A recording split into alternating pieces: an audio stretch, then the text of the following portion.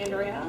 I kind of do art, but mostly you guys are here to see these guys. So feel free to say your name, what you do, and Organized the last one, we didn't introduce ourselves. So just, to be fair, it was her first time on. No, she was great. We talked a whole lot. Can you guys hear us, or do we need to talk into the mic? If you're going to that open, talk to the mic. Okay. All right. Do you think we can get the door closed then, please? Thank you. The door, you want me to? Yeah. Yeah. Who wants to go? I'll jump in. I'm Mike Bielaczyc. I am an artist, a writer, costumer, and I do all the website stuff for Adomanis Studios, which is my costuming and art company. So I guess that's why I'm here. I'm Ariel Burgess. I'm one of the official time artists. I am also a self-taught, self-owned business and promote myself and do all the online sales and stuff. So I guess that's why I'm here too. I'm Angela Sasser. I published a book on the mass market called Angelic Visions in Impact Books. I'm also an independent artist and a graduate of SCAD from the Arts Administration program. I wrote my thesis on e-marketing and involving audiences, so I'm very passionate about getting artists with technology. So that's what I'm doing. Perfect. So we have the first main question that kind of came up is that what has been the really big difference with like selling in person and selling online for you guys? I prefer selling in person, honestly, because you can talk to people, you can get to know them, and be friendly, and see that you're not really that scary, and it breaks down to just a transaction online, and the inflection is lost, and things like in email and so forth. I mean, it's you can reach a wide audience, and here I don't get to sell to people who want to buy from me who live in the UK, but you know, it's a give and take. So it's funny. Paul and I actually don't sell our art online unless it's a limited edition thing, like 1 month we're selling, because we realized that people were coming into our booth and they were like, "Oh yeah, well I'll just buy this online." And then I started looking at our stuff at the end of the year. I was like, "Paul, we've sold $100 worth of art online. It's not even worth having that up and having it in Etsy and on eBay and all this stuff." I was like, "We're just going to tell everyone, no, like we only have it at the show." And so then we view like the online stuff as just a way for people to look at stuff when we're not at the shows. And this isn't art, but sort of involved is my my books, which are role-playing books with my art in it. It's the exact opposite. I did not sell any books at the show this weekend, but it's building up and then people will buy the books online. So it's a very strange thing for our company that it's like the exact opposite in those things. I think they become like a commodity, you know, when you sell it in person and just in person and not online. People are really excited by the fact that like this is the only place they can get it, and they can get it signed by you in person, or, you know, personalized. Personalization is really important, and I also think people like to touch things. I'm one of those weirdos that will go up to an artist and be like, "I just want to look through all of these," and they like to look through things, and they like to talk to you about your inspiration. So in my experience, in person is still the best. Although my opinion is that it's nice to have that online store for those people who do like to shop online or can't reach conventions. Mm-hmm. But then that's also extra work, so you have to balance how much time you have to maintain a shop versus and how much profit you're making to pay to justify paying for the shop or the online store. Mm-hmm. Or work with a company that does it for you, so you don't have to figure that out. I was just about to say that, like, if you really don't want to handle online maintenance, there's Redbubble, there's all the print-on-demand places. Redbubble, Zazzle, Society 6, designed by humans. Yeah, there's a lot out there. So how do you handle copyright with your work? It's a funny thing, you know, they say don't do any copyrighted materials. Just don't ever draw any copyrighted materials, and especially don't sell it if you don't have the rights. But, you know, there's fan art, and fan art is a big wishy-washy thing, because you want to do it and you want to support the thing, and a lot of companies want you to do fan art because it's getting their stuff out there, it's being involved with the fans, but at the same time you cannot sell it because it is illegal. my thing is, it's one of the reasons I started doing a Patreon is I can do practice fan art for myself and not give it out as a reward or whatever. So people aren't paying, they're paying for me to do what I'm doing, not for the art itself.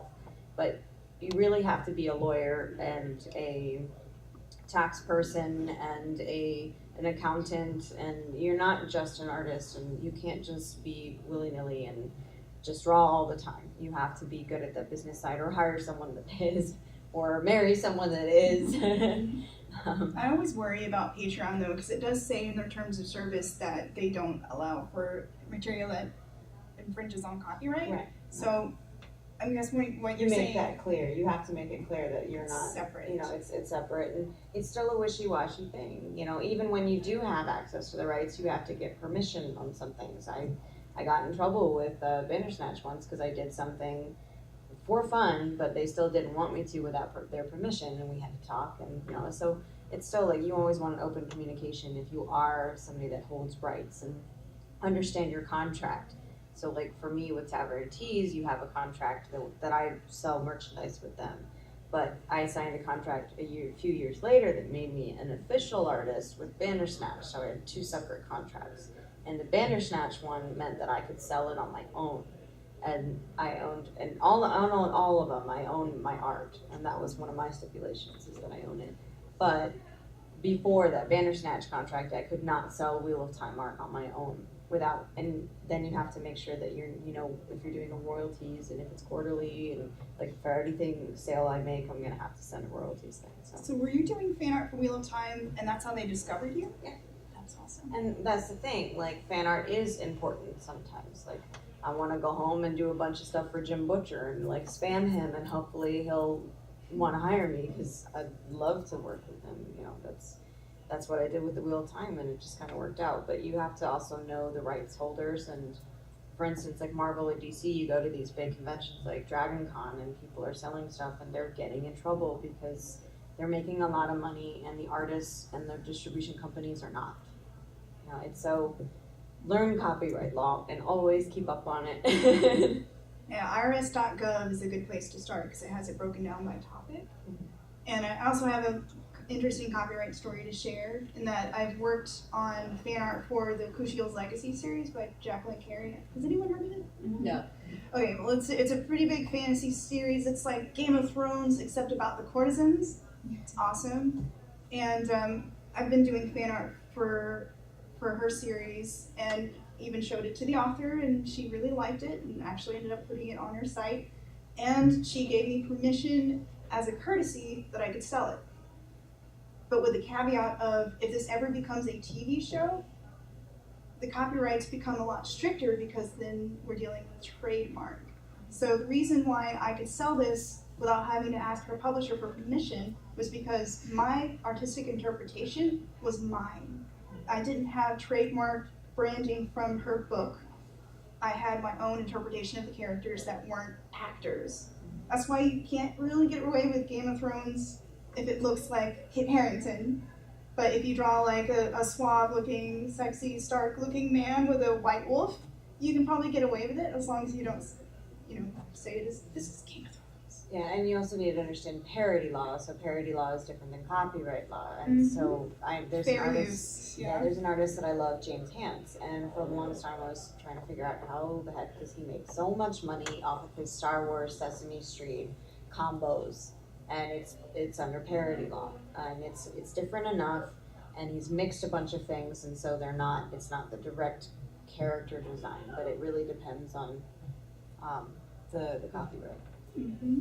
For sure. Oh, yeah. Exactly. That's a good example. I think the main rule is you can get away with whatever you can try to get away with until you get a letter. Mm-hmm. You know, Cease and desist. Because if Until you they get decide sued, that yeah. what you're doing is not parody, you're not going to win the lawsuit. You know, Exactly. like, And you need to listen to them. yeah, like Mm-hmm. so. I'll talk about our costuming because that across the board, every costuming company out there basically steals stuff. You know, I mean, you walk into Walmart and you see like, Spider Boy, and it's like a Spider-Man costume. Obviously, we have elf ears that are space elf ears, and someone's like, oh, well, these work for that certain TV show, and it's like, yes, I can't name them that, but it will. And yeah, like everyone does stuff like that. But then the minute you, Paul did an Evil Dead costume years ago, and we used to sell Necronomicon, and it was sculpted to look a little bit too much like one of the ones from the Evil Dead movies. We got a cease and desist from the artist, and we didn't even argue, just took it down. Yeah. And then I recently resculpted it like completely my own, so that way Paul can have his book, and then no one can come at us with that. Or LucasArts, it was a steampunk costume, and I grabbed just a toy gun and I added a bunch of stuff to it and made it really cool. But then I found out the base gun was Jango Fett's gun, and I didn't think anything of it. Then people started buying it online, and then someone from LucasArts came up to us at Gen Con. It was just like, hey, just so you know, this is a courtesy. If you stop selling this right now, we won't send a cease and desist. Otherwise, we just like right Disney off the or something table. serious too, like Yeah. Disney and Marvel.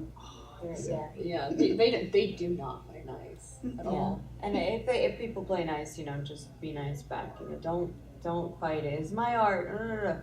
You can show it in a portfolio, and you can say this is an example of what I do. But honestly, you really just want to come up with your own ideas because that's the safest bet. It is. And if you do fan art, you can just not sell it. Just have it in your portfolio, or just say, I did this because I love this world.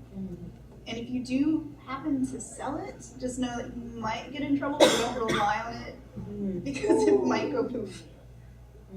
I think you see a lot of artists now are trying to build their own intellectual properties, so that way they just don't have to worry about that anymore.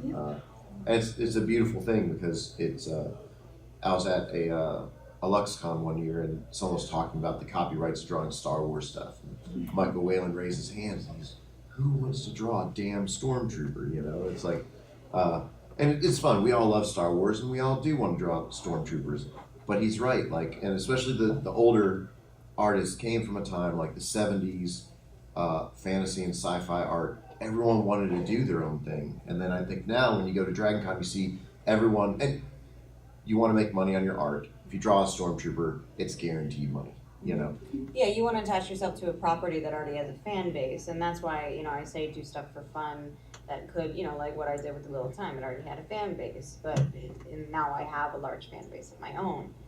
But you do have to be careful on which fan base you're doing. Like some companies, like who own some of the Japanese animation, they really don't care.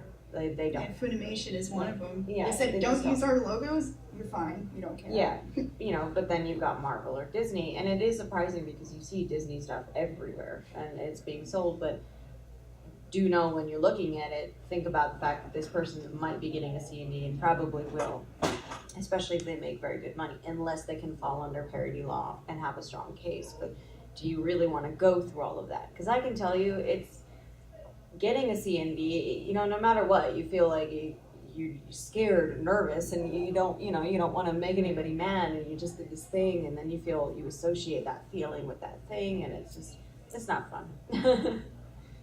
I do have some commentary in regards to protecting your own art, because I've had a case where an artist took my art and was selling it at a Ren fair. I've had that. Yeah. So what I learned from researching my case was that people have to know that something is copyrighted in order for you to be like, hey, they stole my work. Because they can always say, there wasn't a copyright notice, so I didn't really know.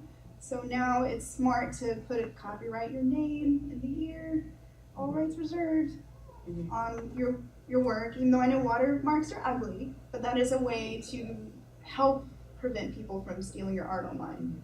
It's frustrating. I've had people do all kinds of really funny things. I've come across my art in person being sold. I had somebody I had somebody mail me from Chile asking if I could send them all of the digital art for the Wheel of Time cards without the watermark so they could print it for their own game in Chile. But don't worry, they're not going to sell it. And I was like, well, thank you. You can go to taverntees.com and buy the card deck yourself and play with those. It's nice if you can get attached to a company to help back you. But yeah, always put copyrighted if you do own the copyright, and unfortunately, you know, it's a blessing and a curse, and some artists just don't fight it anymore because it happens so much. There's say when you come across your stuff out in the wild, like what do you I say? can get scary. I can't even imagine. Yeah, I had a mermaids piece that I did for college many years ago, and I came across somebody selling it as a poster in California, in Southern California, and I just happened to be walking around and was like, that's mine. And luckily they took it down, but they had all kinds of Marvel and Disney stuff they were selling, and I knew none of it was theirs, and that happens a lot.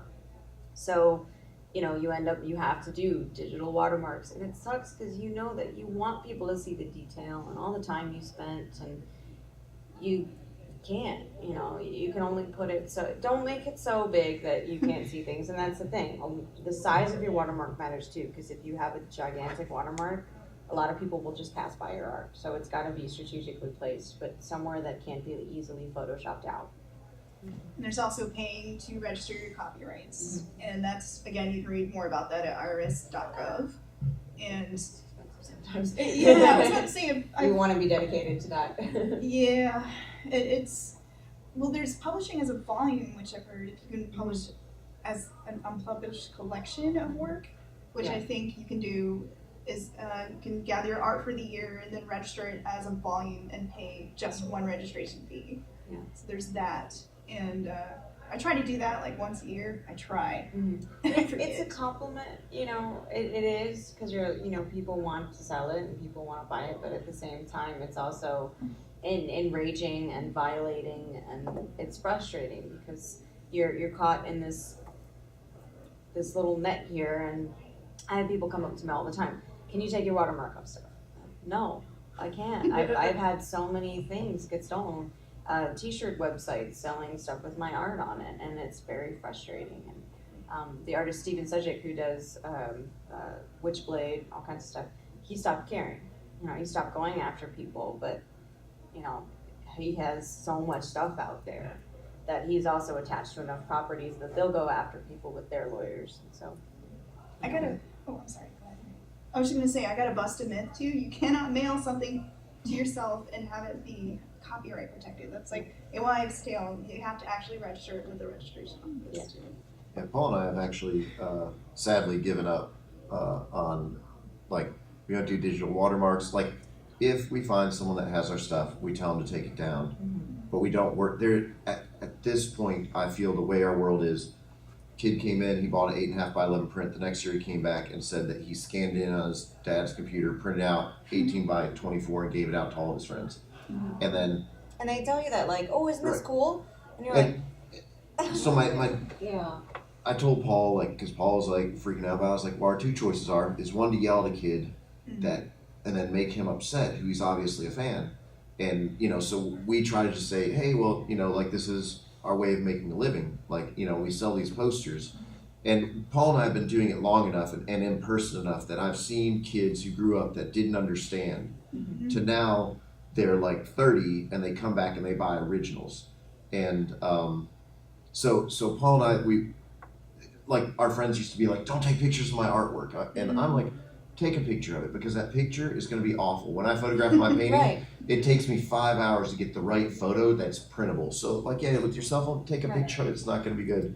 And the other bad side is, you know, Paul recently, one of his famous pieces, the Yin Yang Wolf, someone in China repainted it, and there's nothing you can do. Right. No, Yeah, copyright's except going to they're a change. totally different And- jurisdiction. Yeah. Yeah, and a big company just bought it up as T-shirts, and so, but the good side of that for us is, we have such a good group of people who we're friends with on the road and have bought our stuff over the years that we don't even have to work on it anymore. When a company puts our stuff out, like the company that put out Paul's Yin Yang Wolf, like daily gets people just talking trash about them online, saying you stole this from Paul Bielaczyc.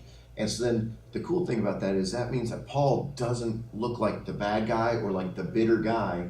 Paul just gets to sit back and just say, hey, it's uncool if they did that, but you know what? Hey, look, I got this new piece that I'm working on. And so then that company ends up looking bad, and Paul gets to just walk away scot-free, and they may make some money off the T-shirt, but in the long run, Paul's gonna be the one remembered as the artist, not the cheater, you know. So Yeah, get a fan base, get people who have your back, and that's the nice thing. I had somebody on Facebook who actually not only removed my watermark, but removed my signature, and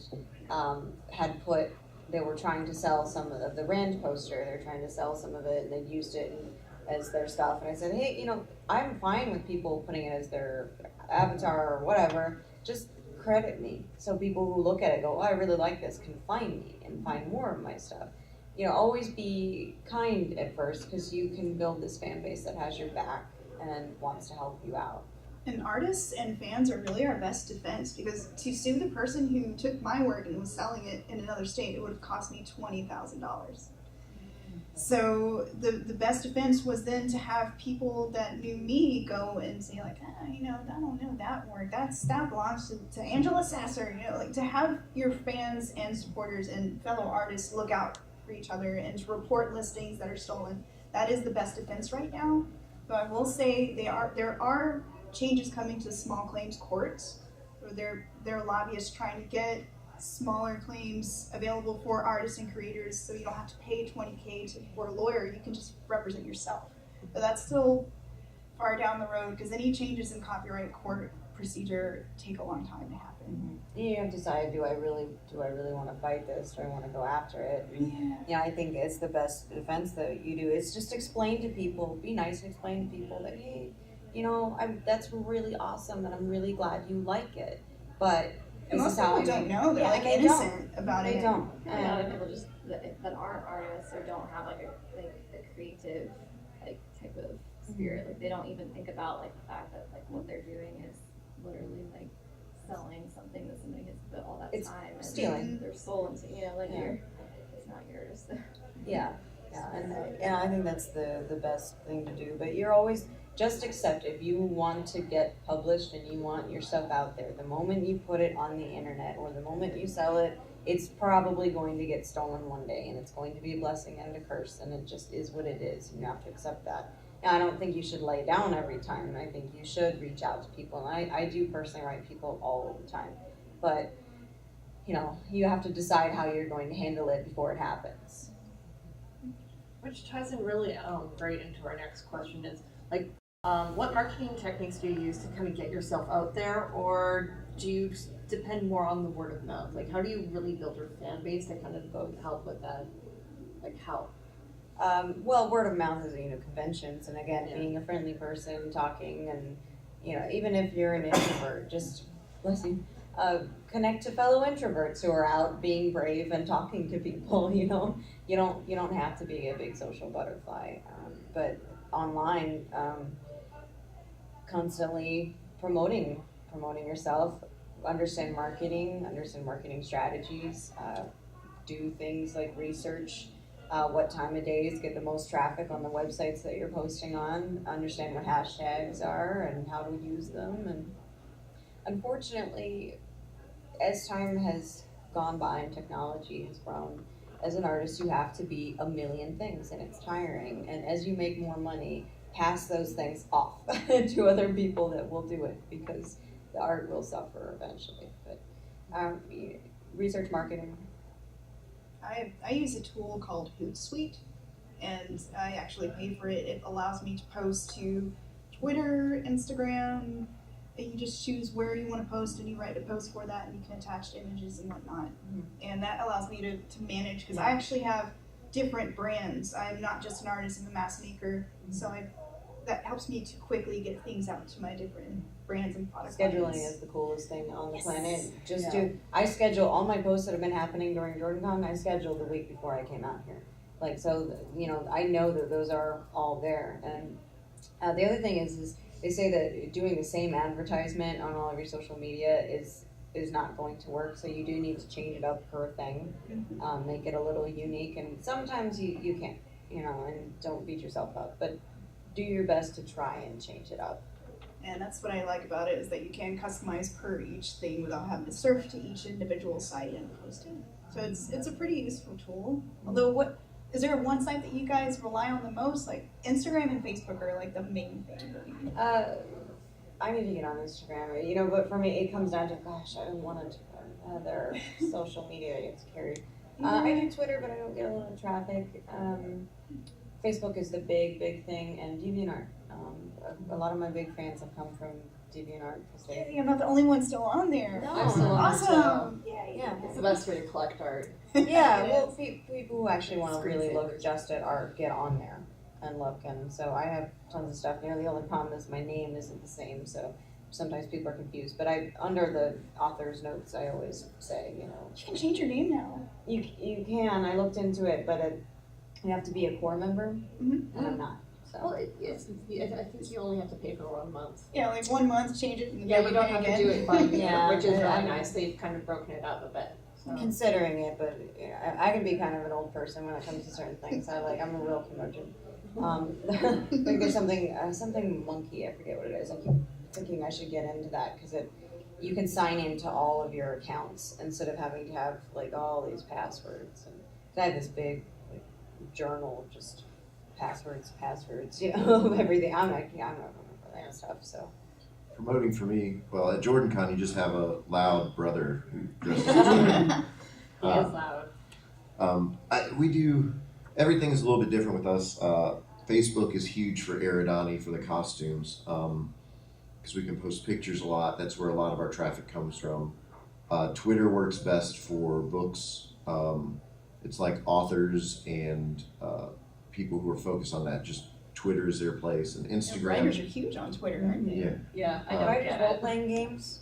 Hmm? Role playing games are really big on Twitter. yeah. It's so, and it's a very like inclusive group. You know, like the minute I put out my first RPG book, like all these people just followed us. Yeah. You know, quickly. So that's really nice. And Instagram is really good for art. But what Paul and I have done is. Like the last Kickstarter I did for one of my RPG books, you know, I told Paul, I was like, oh, I got 50% people I don't know, and like 50% are my friends, and I feel bad that my friends are, you know, paying for my stuff. And Paul's like, you know, that's like 60 friends of yours, and they are friends. He's like, but these are people all across the United States that we've met through shows. And I think that's a big thing that Paul and I don't view people as fans or, you know, so some other people I know like basically catalog everybody. It's like they know like what they bought from them, and then it's like that person becomes a commodity. Mhm. To, you know, it's like I know what I can sell this person or what this person's background is, and it works. And I mean, and it's bad. You know, Paul and I aren't the best at remembering names, and like, you know, Yeah, but we know remember something about them. we know that's- faces, and so yeah. the thing is we have spread word of everything from us, from Eridani from the start, from being truthful. You know, like people still to this day, I see people post online, they're like, oh, Eridani, it's a couple artist brothers who used to make elf ears in their basement. And it's true. And like, what company would want people to know that all this stuff was happening in the basement of their house? Because that's not cool. Like, everyone wants to be, you know, Apple and have it like everything sleek. It's like, no, we're in like a dusty, gross basement, you know, making elf ears all day.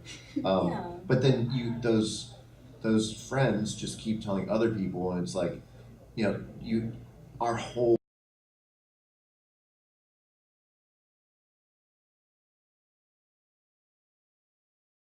What marketing techniques do you use to kind of get yourself out there, or do you depend more on the word of mouth? Like, how do you really build your fan base to kind of go help with that?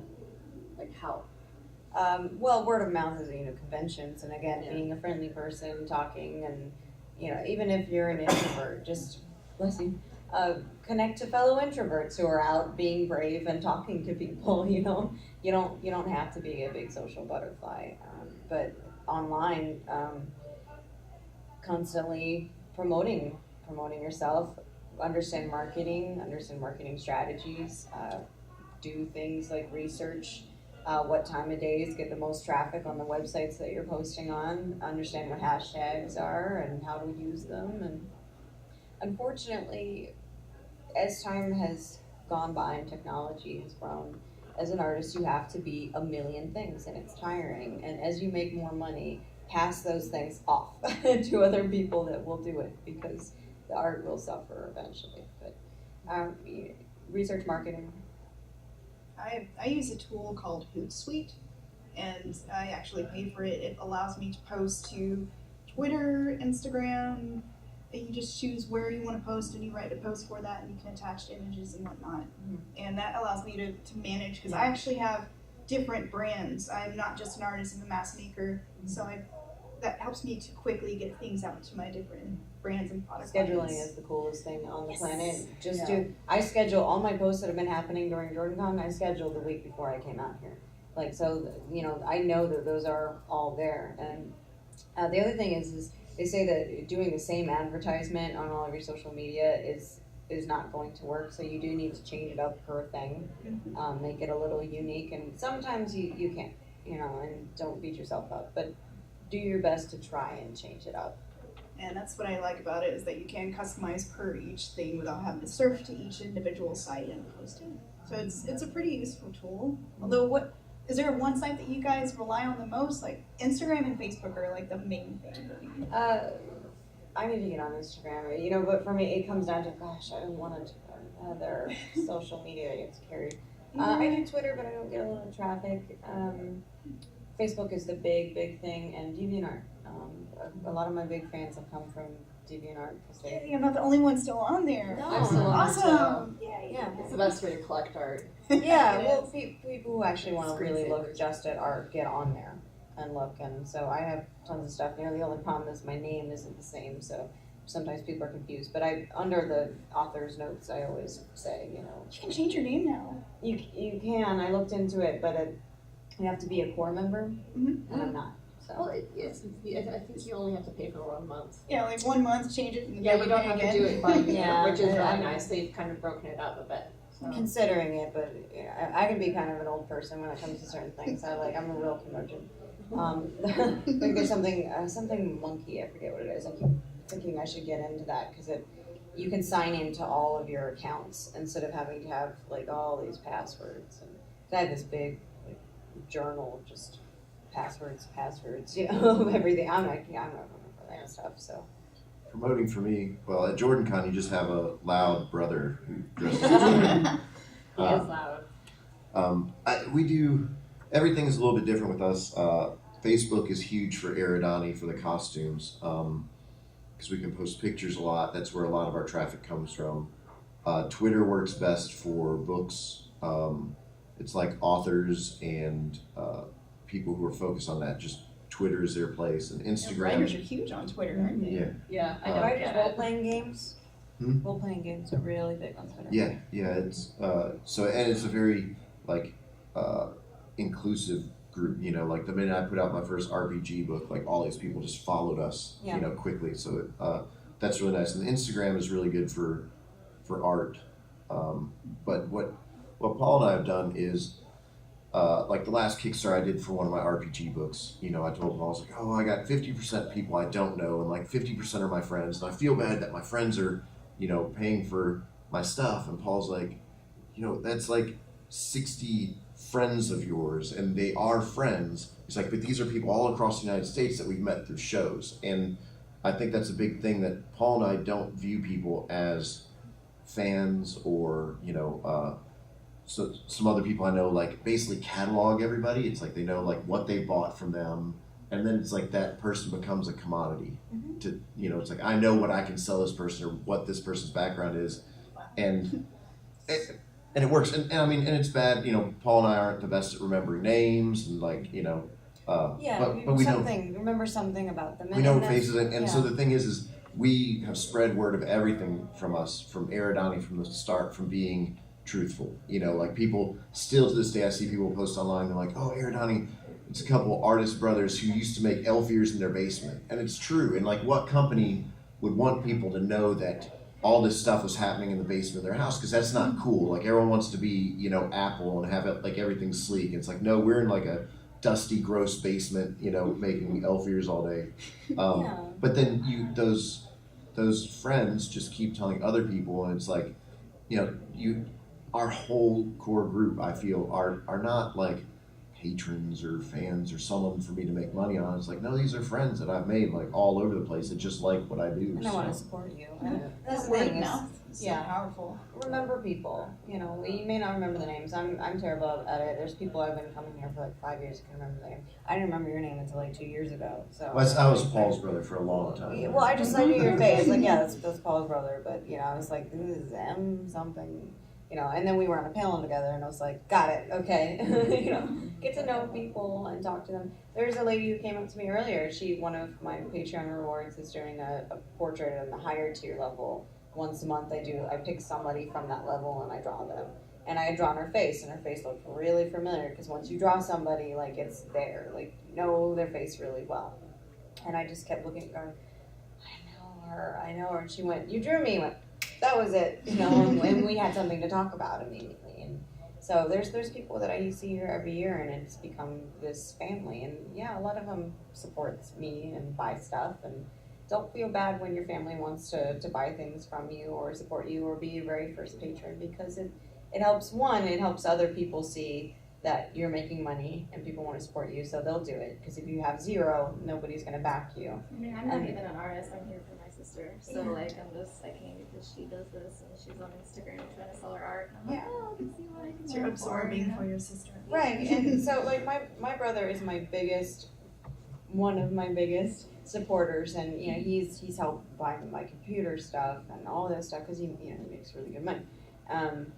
So it's okay to have people supporting you, and it's okay to have your friends wanting to buy your stuff. Like, that guilt thing has to go away, because they made that decision. You can't make that decision for them, and be happy that they made the decision. You guys are lucky. My family is just like, she's the weird artist of the family. I'm an entire art family, so. Oh, awesome. And I will say, another tip for sharing on social media, don't just go, here's my art, and just leave. Try to say something. Why did you enjoy drawing it? What inspired you about it? But don't write an essay, because nobody will read it. I'm really talkative, and I figured that out, that people don't read it. So. Try to say something personal about it. Yeah. Or funny, or just quirky. People like funny, and remember, they want to see you as a person, and it's harder to do that on the internet. So like, be almost an exemplified person of yourself online. And you can even post more than your art. You can post what inspires you, if you like nature, or if you like books, because I love books, so like, I have more books. And that helps people get a picture of you as a person. Because I think if you're trying to sell your art, people are buying you as much as they are buying your art. Especially You're on a brand. Patreon. You're a brand.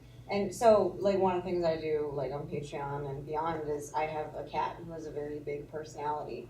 And she is always a part of my art. She sits on the back of my chair while I work. She snores in my ear. She likes to sit right in front of my computer so I can't see what I'm doing. She likes to rub her face on my tablet so I'm drawing, and it's really annoying.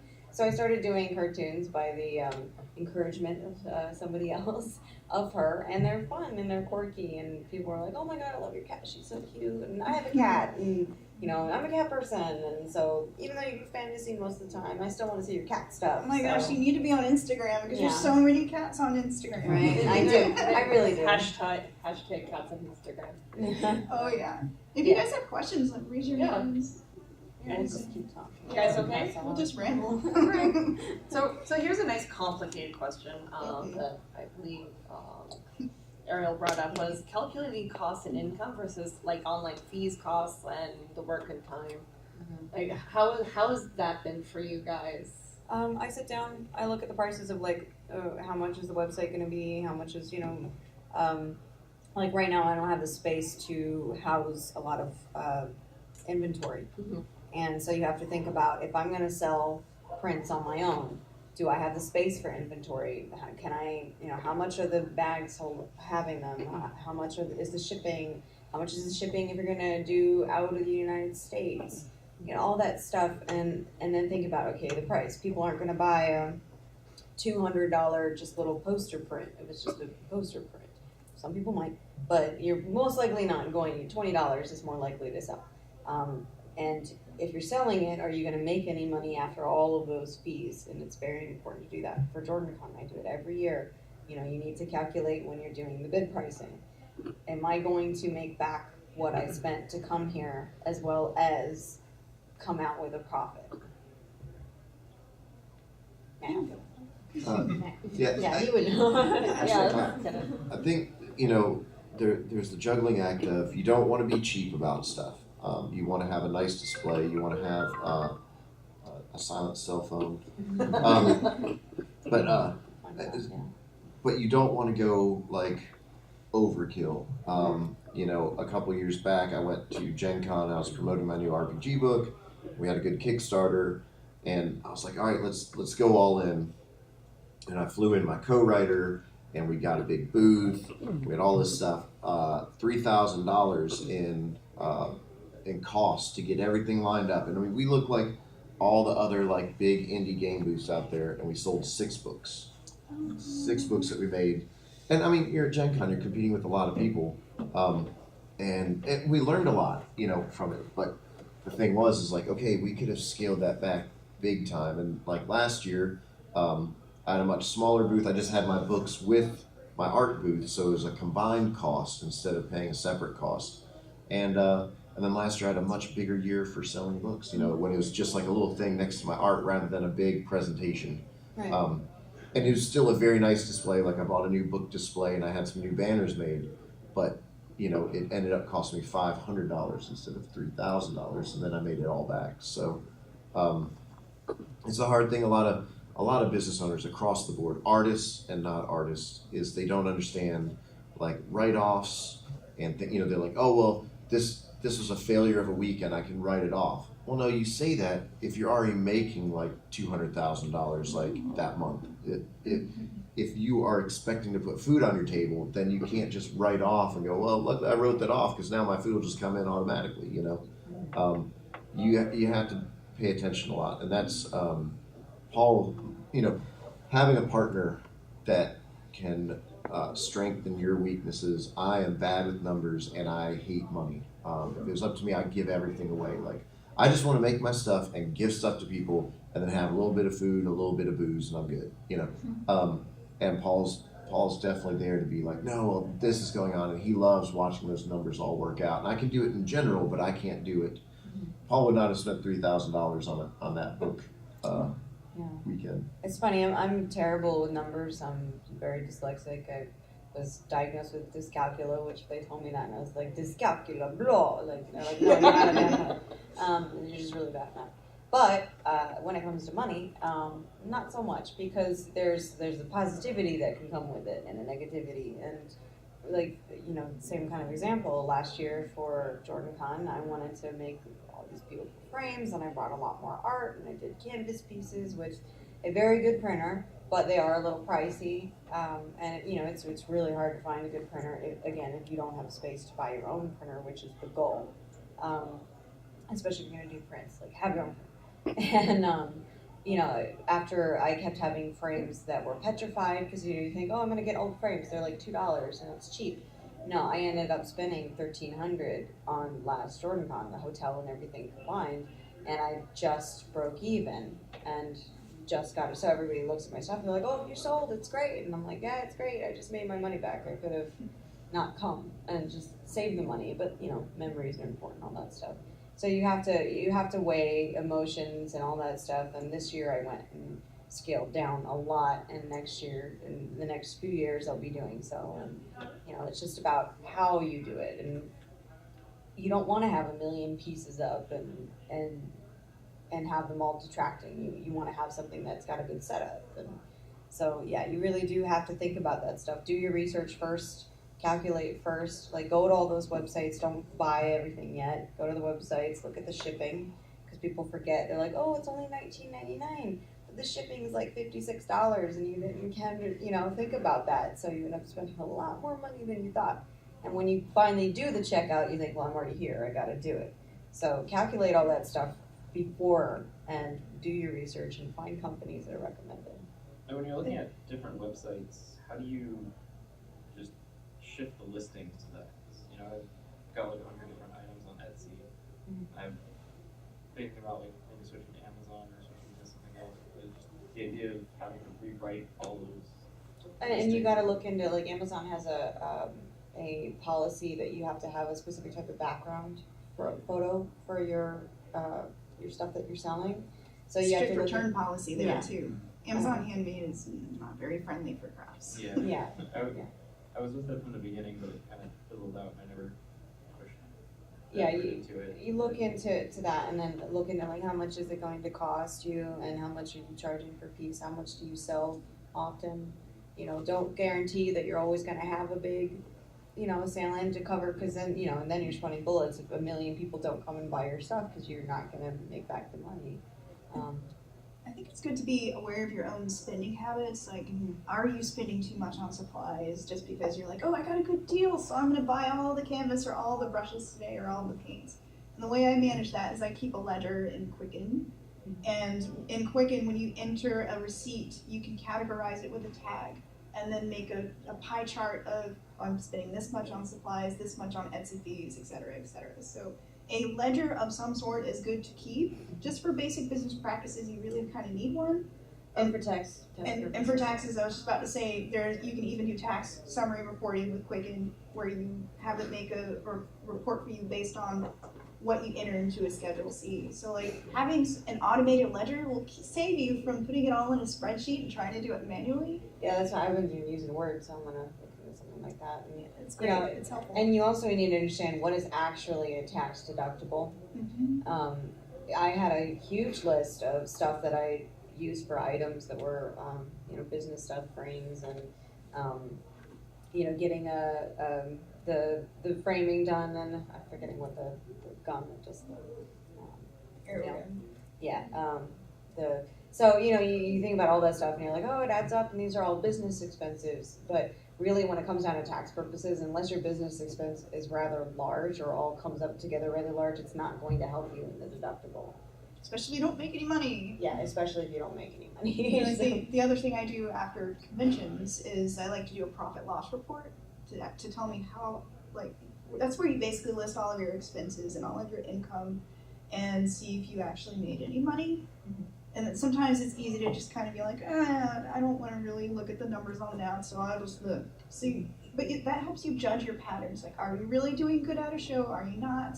You just got to be aware of your patterns of spending and how well you're doing at a show. Although I will say sometimes you just don't do well at a show, and then you do well at the same show the next year. Sometimes it can be a big crapshoot. Yeah. You just have to keep your chin up and keep trying. Yeah, and enter things in as you get them, so that way you don't have this pit in your stomach at the end of the year when tax season comes along. You're, oh my god, I have to enter in these piles of receipts and all this stuff. And I keep a little convention envelope where I'm like, this is my JordanCon expenses. Make files. Yeah. Be organized. Label everything. So with Aerodani, there's two ways that I look at doing the sort of like drudging labor. We recently migrated carts from a self-hosted cart to Shopify, which meant that everything had to be built from the ground up. All of our costuming products had to be put in a different way.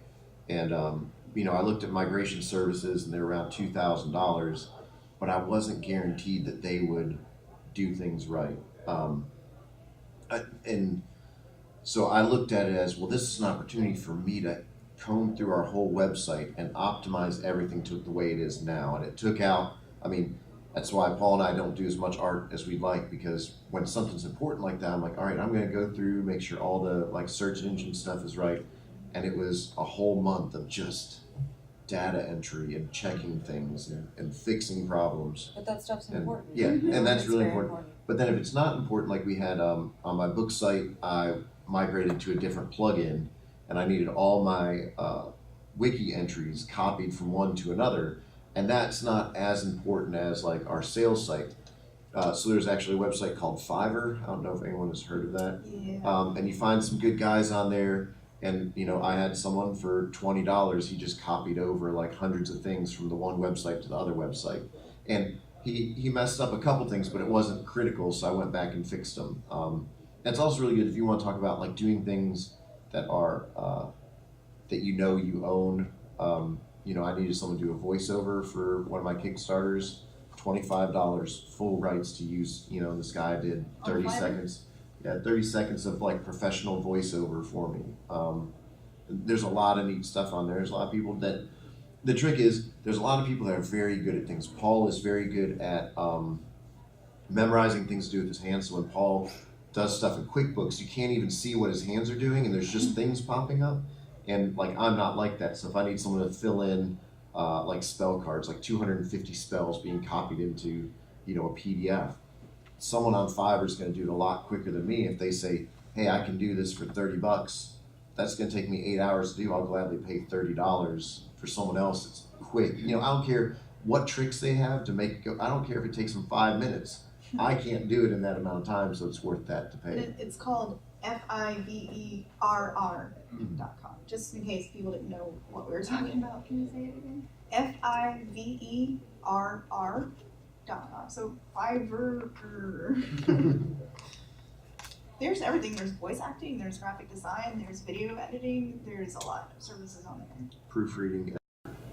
Just as the people as you want people to respect the value of your work, make sure that you're respecting the value of the people that are doing work. Mm-hmm. There are other services like Amazon Mechanical Turk. They do lots of little small tasks, and oftentimes that gets outsourced to a place like India, and it's like 15 cents per entry that they do, that type of thing. I've looked at doing work on there as well, and the work that gets done can be very artistic at times, just in the same way as yours. So it's nice to see people saying, yeah, let's pay for that to have it done.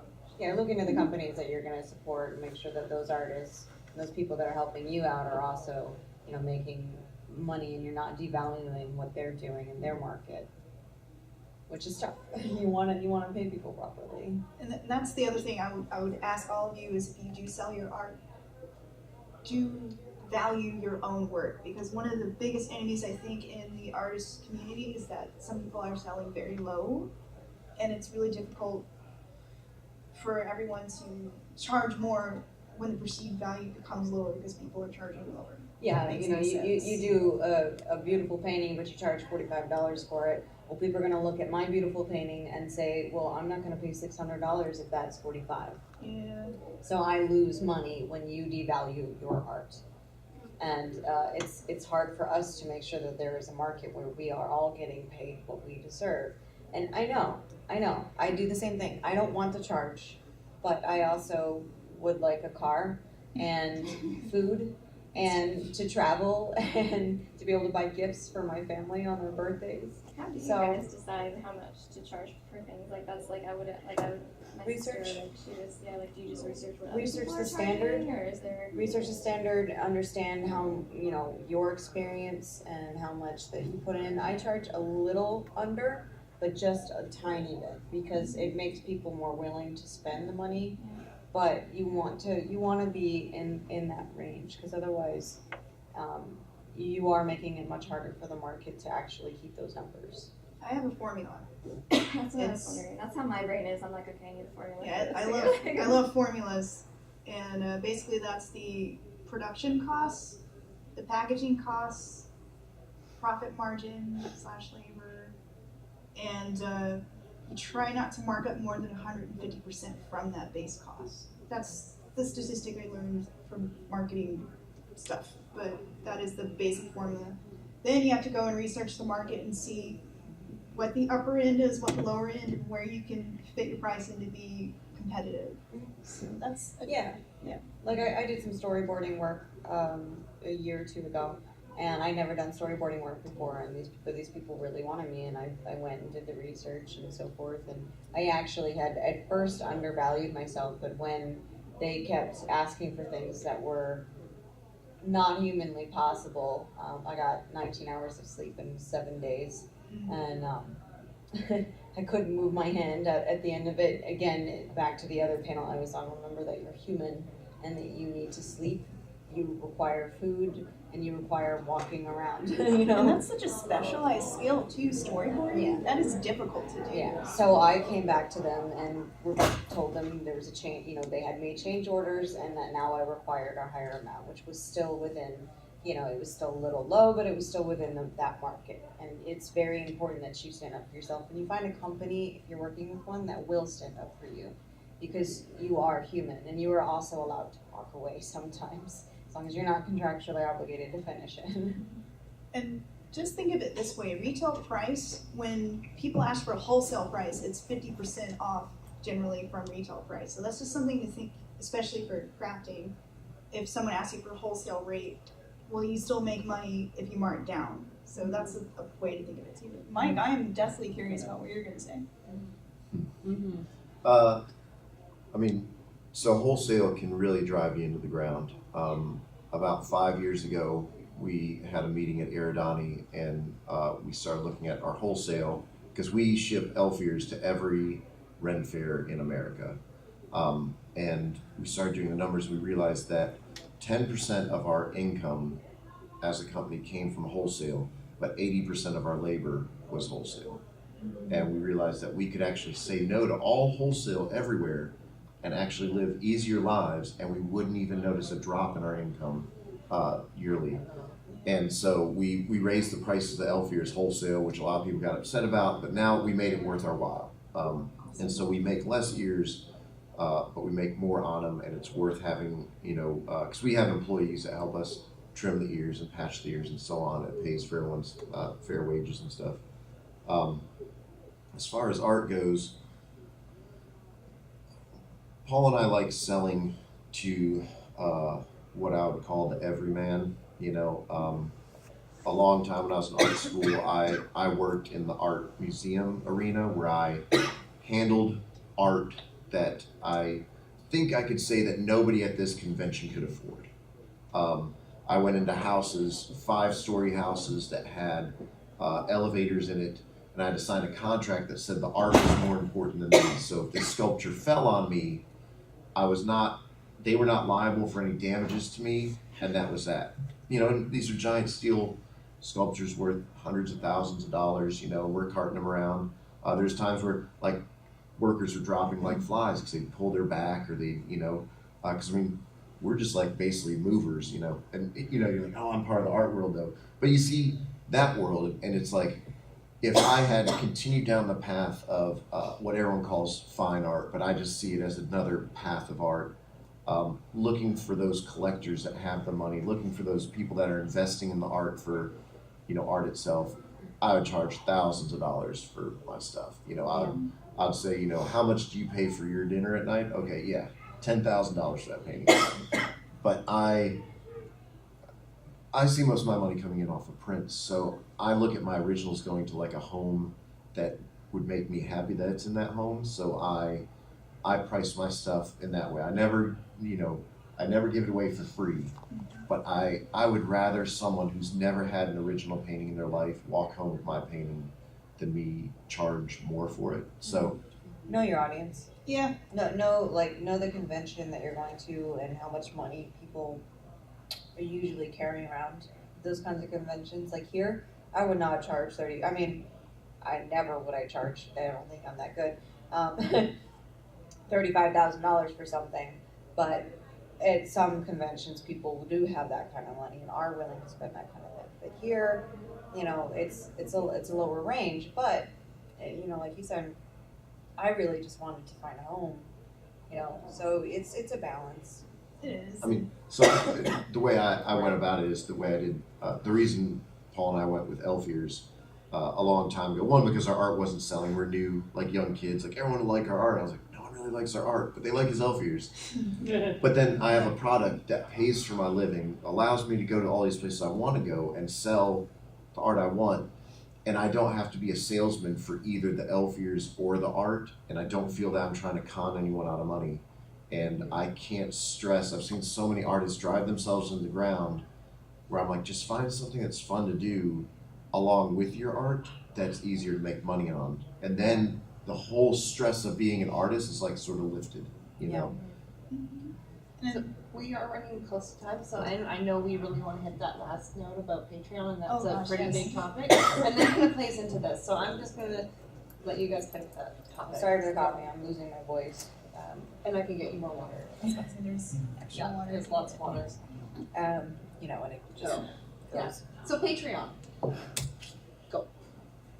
Well, I started doing Patreon because I had a large enough fan base on things like Facebook, and they wanted more from me, and I was looking at it going, I can't keep pumping these things out and have my life change and have an income from this kind of art. So, fantasy wallpapers and stuff that I wasn't getting picked up or selling on my own. So I decided to do something that was more steady. And with Patreon, you can do, one, you need a fan base to start with. You need a plan. Do research. Research what other people are doing. What are the successful people doing? What's working out? What's not working out? Also think about what can I actually deliver for those rewards. Back to marketing. Do your research on marketing. And think about what you're willing to get out of it. And so with Patreon, you can do either by project, so people can pay you by project or piece, or they can do a monthly fee. I like the monthly fee because I like a monthly income, and that's nice. And before, I've been doing royalties and commission work, and I've got a bunch of other little things, and it's really nice to have one thing that is just a constant stat that's coming in. But you have to constantly keep up with it. It is a full-time job. It's something that you are constantly planning and you're constantly getting done. But use it to cultivate your creativity and use it to help push you to do those projects on your list that you really want to do and make those things rewards for people. But you really want to put the research into that kind of thing. Does Patreon take a cut of stuff? Or Yes. In fact, that Patreon does take a cut. Their cut is not very big. The more you make, the more it comes out, but it's 5%. So. And the payment processor also takes a cut. Yeah. This is small. It's like a dollar. Quarter It's like for Stripe, I really, yeah, Stripe. It's like 1.25 cents. It's really tiny. But you do got to factor that in. You do have to think about it. And there is a nerve-wracking thing that, yes, it's a steady income, but anytime any one of those people could decide, you know what, I'm not getting enough out of this, and leave. And they could be one of your biggest people, and suddenly you take a huge dip. And so it's something that you have to factor in, and also understand that it is a rather new website and concept, and they have a lot of bugs. And just like any other password, you want to make sure that it's very secure and you're changing it often. And Does everyone know what Patreon is first? Sort of. So, okay. Okay. So Jacunski, who is a musician, he started out as a real indie musician, and he started posting stuff on YouTube. After so long doing stuff on YouTube, he said, I'm not getting anything out of my YouTube views. And he decided that he wanted to come up with a better way to have his fans be able to contribute directly to him instead of having to go through the marketing process of yeah, a you're taking out a label lot of or ads anything revenue. else. Yeah, any other middleman. He wanted to be able for artists to be able to do that. So he got to the point where he was able to, with some other artist friends, start this website and this company, Patreon, so that artists can speak directly to their fans. And on the site, you are able to determine your levels of donation. Your fans can donate to you at whatever levels you decide, $1, $5, $10, $20. I mean, it could be up to $10,000 if you wanted to. But This it's is a important. recurrent fee. Yeah, it's important to have a low thing where you're not dedicating a lot, but people who don't want to pay a lot of money but want to support you can, like $1, $3. I have $1, $3, $5, 10, 15, 25, 50, and 150. And 150 is something like personal tutoring, and that one's really inclusive. And you can also limit how many patrons you can have per tier. So if you do something like personal tutoring, which is my big one, I've only limited that to something like 3 or 5 people. So that way I don't overwhelm myself. I do want to say the difference between Kickstarter and Patreon, because I think most of you probably heard of Kickstarter by this point. Kickstarter is different in that it's one big push for an end product that everyone goes in, pitches in money for it, and then boom, it's done and you deliver it. Patreon is better for ongoing projects, or if you want to get paid for painting, for a song or album, you have a thing that you can release on an ongoing basis. Like, for example, I'm working on a series of birthstone paintings right now. So 12 intense Art Nouveau paintings. I'm releasing one a month, and then I'm releasing rewards based around the themes of these Art Nouveau ladies. And then when I'm done producing all the paintings, I'm going to kickstart a book. Because I needed the money from Patreon while I'm doing this long process. It's taken like 2 years so far to do all of these ladies. So that helps me as I'm going on that long journey. And then Kickstarter is going to help me with a big end product at the end. Now, what do you do for like the lower tier? Like the dollar, the 150 or the personalized classes with like the $1 tier? For me, my $1 tier is you get access to Patreon only. And again, do your research. Find out what are other people that are doing that works. Like, I forget how to say her name. It's Semi-chan or something. Sakimi-chan. She makes $35,000 per, I think, project tier is what she does. Per project. So per project, she's making $35,000, which is awesome. But again, her taxes. But but she, on her lower tiers is that you have access to the Patreon only newsfeed. On my other tiers, one of the rewards is access to the previous tiers. So if you're $5, then you have $3 and $1 rewards as well, which stacks. I think one of the other ones is like you get to participate in polls and help me decide upon projects and art. You keep it special. Yeah, you make people feel special, and you do little things, but not something like, for my $25 people, I do a portrait. Or my $10 and $15 people, they get access to my brushes and references. But that's a one-time thing, and you have to also factor in the fact that when you're doing rewards, is it something that they only get once? So my $15 people, I'll also look into their stuff and promote their work, or do a personal thank you on Twitter, that kind of thing. Digital content is so helpful too. For example, on my $5 tier, I offer wallpapers of the art and PDFs or PSD files of any digital works. People can study the layers, and tutorial files, that kind of thing. So if you can get digital content, it is the best. And I just have to plug a resource that I've written up for other artists that's called the Muses Library.blogspot.com. And I have something on there called the Patreon Project Kit for Artists that has examples, suggestions for what kind of rewards you can do, how to host them, and there's even templates for buttons you can use for promotion and that kind of thing. So yeah, and what you're willing to do. For me, I was not willing to do the PSDs and give out my layers because I have had so much stuff stolen. And even though they're being your patron and they're paying you and they want to help you, it's just. Maybe one day I might, but right now I'm a little weird. I make mine small. They're not full res. They're still the same layer structure, but then they're still only maybe 1,000 pixels at the largest dimension. Yeah, and that's something that you can do. Semi-Chan does that. So we've been faithfully paying our $10 a month for a little while, and I think we haven't really figured out how to take advantage of what's available because of that. So is there a place that I can go and... Well, they do have a news feed, but also anything that's for the $10 or below will be tagged. So you can actually go to my posts and they'll say something that tags, and you click on $10 rewards. So all of those rewards are available. Up at $5? What? If I up at $5, will I be happier?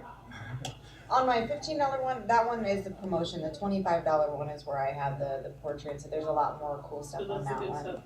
Yeah, is that one. That's big. And that is big. So and the thing is, $10 is wonderful. It adds up and it helps me. And so you can do that, but with the wallpapers, when you click on them, you've got that little image where I've got an advertisement.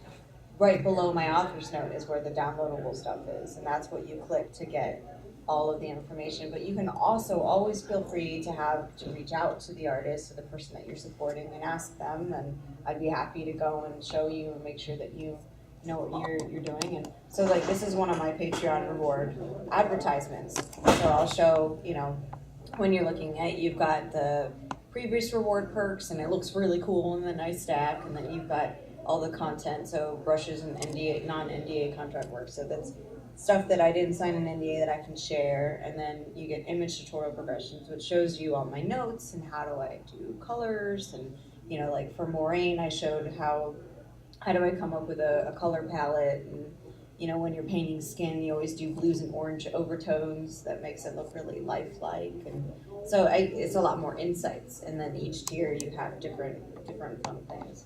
Try not to repeat. Andrew, do we have internet on here to be able to pull up the page? Yeah, I can totally do that. Now, these rewards, these are more for the single project rewards, or like Mine is monthly. or so?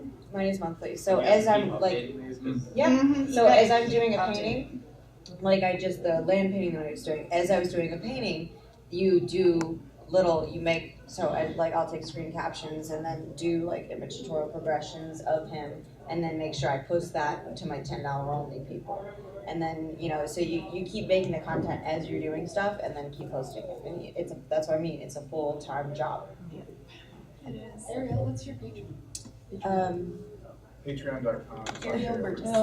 So I was trying to search it and I'm like, oh, this is like. Yeah, And Patreon that's- search feature is not good, and that's something that Hope they improve it soon. me too. Yeah. That really bugged me is that people are not going to be able to find you on Patreon just looking for you. So you need to advertise yourself and have that link everywhere you go, even on stuff that's not related to Patreon. Make sure there's a little watermark in the corner that's got yours. So you can see how many patrons I have, how many per month I'm getting. Awesome and then, banner. thank you. And then so I like to have a banner that shows the quality of work that I do and. I'm going to put a video up there eventually that'll say, talk about it. And videos are one of the things that do really well on Patreon. And you can see on the side, there's my reward tiers. And you can call them whatever you want. So I decided to call them perk packs. And then 2 examples. So here's the kind of stuff I've released. There's one of the cat things as a thank you. If you click on posts in the middle there, It's where it actually says really hard to overview see posts from this here. I don't even know where my mouse is. Oh, there it is. So if you click on posts, And then on that left-hand side is where you can see the tags. And this is a big thing for people that are making the Patreons. Make sure you tag your work because then it's easier for your patrons to search through the stuff. yeah. So you can see there where it says $5 Yeah, reward. like $5 there are reward, you have 15 of 15 those. posts. So if you click on the $5 reward there, Because it literally is just a blog stream, and the only order in the chaos are tags. so if you click on the $5 And the tag has to be rewards the there, exact same wording, which is why I have some duplicates there. But it'll show you now, since she's not a patron, she can't see these things. I don't That's how have your any text notes. is. It's fine. I'm No, a it's poor fine. artist too. I can't Yeah, afford to do it's half fine. this. So But you can scroll down Yeah. and you'll see that each All one the of them posts. is locked, but anyone that is tagged as a $5 reward, you can go there and download. So if you, as a $10 patron, you also get the $5 rewards. Yeah. So you can go to those posts and see all of them Yeah. based on that. And that's the thing, is the $10, you get the $5, you get the $3, you get the $1, so you get all that stuff. So as the people at the $25 level get everything below it, in order people at the $15 level, the $15 level doesn't have a ton of stuff, but the people who are on it just wanted everything below. Yeah. So,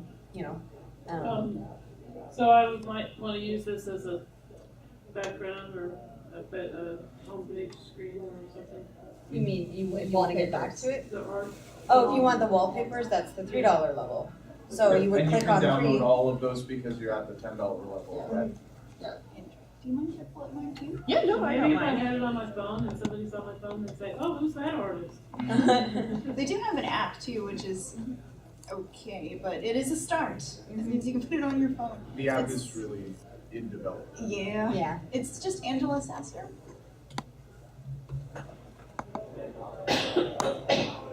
Spelled that right? Yes, I think so. I think so. It'll yell at me if it's not. Yeah, there we go. And that is the Art Nouveau stuff I mentioned. And for me, since I'm doing paintings and masks, 1 month I'll do all rewards themed around the painting, talk about the painting process, and the next month I'll switch to the masks and talk about the mask process. Paintings that are in there. Yeah, I did. And as an artist, you can also hide how much you're making and how many patrons you have, Mm-hmm. if you want to. And I've had a lot of people be very confused. And they'll look at that and they'll tell me, I can't pay $300 a month. And I go, no, that's what I'm getting. You're paying $1. You know? And I like to use the goals as ways for, the next goal is 300. If I get that, then we'll unlock more little perks for people. And Yeah. this page should be. So it's Yeah. a way to incentivize what you're creating for your fans. Yeah. And then on the right side, I also have little images of the rewards, and I think people really respond to images. So if you can tell them this is the content you're getting, like wallpapers, coupon codes, etc., and coloring pages and whatnot like that. So representing what you're making is important, I think, especially here and on Kickstarter. Yeah.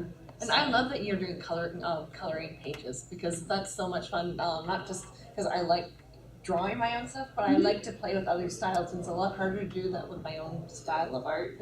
So I love that. I'm glad someone else likes the coloring pages, because I have obsessively created all of this line art that is so detailed and it's driven me crazy. Are you intending to do a coloring book? Yes. At the end, I'm kickstarting a coloring book. So. That's good to know. Another quick question: are you changing? So you change your rewards per project that you're doing, right? Right. So right now I'm all Birthstone themed, but once this series is complete, I'm going to move on to another series, and everything in here will be updated to reflect that theme. So that's part of why you're doing it as $130 per finished piece. Oh no, that's just. Or I'm sorry, that is what I'm making. That's what you're making. The, but you're saying that's why you're going by finished piece instead of by month, because then you can keep those in keeping with whatever piece you're working on at that time. So the difference it's would less be pressure too, honestly. Because if it's monthly, and what if I don't have time to finish this insanely detailed piece, because they're intense. Right. So really, it's just a difference of style. Know yourself and know what works for you. If my project works for you, like the reason I'm doing my Patreon is not for specific projects. I'm doing it so I make myself do concept art and give it away as a wallpaper to everybody. So I can give stuff kind of for free, but it makes me do the stuff I want to do, and at the same time be able to reward everybody back. But for like her, she's doing specific projects that people want to pay for. I would put a time limit of another 3 minutes, so if you guys have questions, things like that way you guys can run to your next panel. So. Any other questions? It's We can go important. on about Patreon forever. I'm not done that yet. Well, there's food too. Any references to start that research, or just put around it? I just Google, Use theirs. you know, or, I mean, or use other people. But I mean, they right now, because of the way the community works, especially here at this con, so that everyone here is a resource. Don't be afraid to tap the resources, the writers, the authors, the artists, like ask We questions. learned a lot from one of the authors in there. Yeah. I mean, he quit his day job, so that's our goal there, you know? Yeah. I think that's everyone's goal. Andrea, could you pull up the Muses library thing? I just want to point out the project kit thing. How do I find that? Muses library. The Muses library, just all one word. It's in the address bar. It's a whole different website. A whole different website. Or, yeah. In A there? whole different website. It's themuseslibrary.blogspot.com. Okay, it's a backspace. Because it's a free resource for people who want to build their own Patreons. So the Muses Library. .blogspot.com. I really got to buy the domain at some point. And that's also important when you're building on brand. Have your domain. Your email shouldn't say @gmail.com. I mean, it will, but you can have a mail redirect that says mine says like @arielburgess.com. Yeah, and don't be afraid to like ask people who their website designer is, because some of us have friends. I mean, that's what I do for a living. Yeah, you tap your resources. On the right side, there should be tags on the right side. If you could go to Patreon, or go to the search menu and type in Patreon at the top left. Okay. Sorry, I know it's really hard to see. I'm glad I use a tablet, so it makes it a little bit easier. But this is my advice blog that I put out a lot of the marketing advice that I've learned, or my experience in trying new formats. And keep going down. It's pausing. Okay. It's trying to think. No. What's to? Yeah, it's thinking. But it doesn't. There it goes. So I've talked a lot about how you can engage your audience, and again, free templates and whatnot. But the exact article is called Patreon Project Kit for Artists, and it's on that list. Find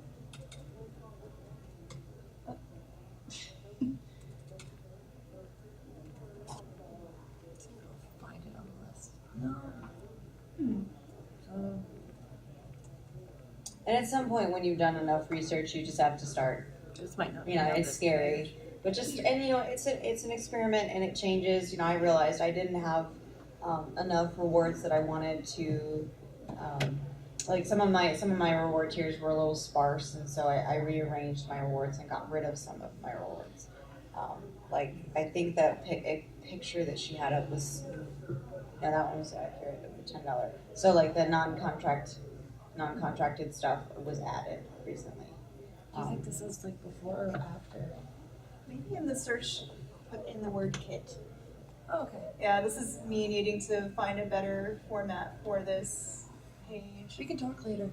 Yeah. It was excellent if you look at it as far as. So I'm not thinking of a way for an author to use that right now. Yeah. There it is. we Oh, go. victory. Yay. This is Patreon So project. this is Use it, really and I good, do but things if like, you're looking at it for the specifically. they do scenes where they'll have a hole where you can. So here's the project kit that she has. Yeah, it has all of the resources, how to store digital files if you're not hosting in Patreon, how So to things that you like maybe cut. do a lot of you things. still have. Yeah, deleted scenes, they'll fix. So we're down to that last minute. Are there any last questions? Okay, so there are others on there. Yes, I guess, for sure. Mike, you do more of the 3D work with yourself here. Like, I make jewelry, but it's my art. Mhm. So like, how might I be able to use Patreon as a? I Make don't yourself use more Patreon. Okay. I was wondering if we were just talking over you too much. or- No, I'm about to do a new thing with my gaming group, so I'll be using Patreon for that. Oh, cool.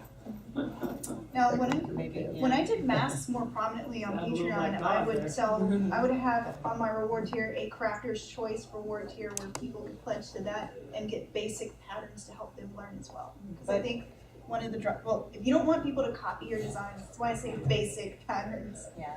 But like, if you don't mind sharing and teaching, I think people do really respond to educational resources.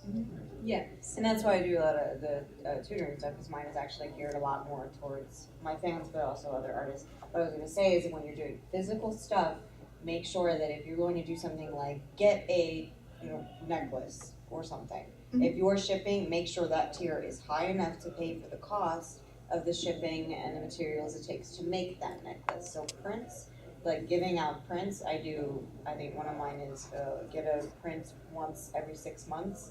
That's at the very top tier to pay for all of that, because otherwise you're not going to make any money. And I also do that too, where I have a reward tier where people can pre-order the print. So when the painting is done, they get that print automatically. And I can see that translating well to I'm making, or if you pledge to this tier, you get this cool necklace or bracelet or whatever. Something simple you can do as a welcome to my Patreon. Here's the thing you get for pledging. Yeah, and definitely use the goals, because those are really, like for mine I have a much higher, but it's more like I can make more conventions. Once I hit $4,000, I can make tons of conventions and make Patreon my sole thing, a source of income. And yeah, being honest, no matter what you do when you're selling stuff, being honest, being upfront, saying, hey, I'm a person. You're not making excuses though. You're just being honest. And if something is too expensive for you to produce on a monthly basis, you can maybe do a one-time thing, or say, like, here's a welcome present for joining my Patreon, or I will choose from this certain tier who gets this object that I've created. And definitely look up other crafters on there and see if you can get ideas from what they're doing, because that everyone has their own unique angle on it, because we all have different target audiences and different ways of doing things. My sister had thought about doing, like, I don't know, I haven't put it on the site, but like doing videos of stuff for doing stuff for paintings and things like that. Do people do that? Is that? Oh yeah. Yep, and it's very big. Patreon highly recommends, and they do weekly newsletters that recommend what works and what doesn't. Oh, cool. Just so Their you know, blog is fantastic. we are now officially out of time. You're going to have 10 minutes to get to our next panel. So thank you Thank you. very much for coming. Thanks for And coming. feel free to come up and ask questions, but please let them be able to get to their next panel. Thank you.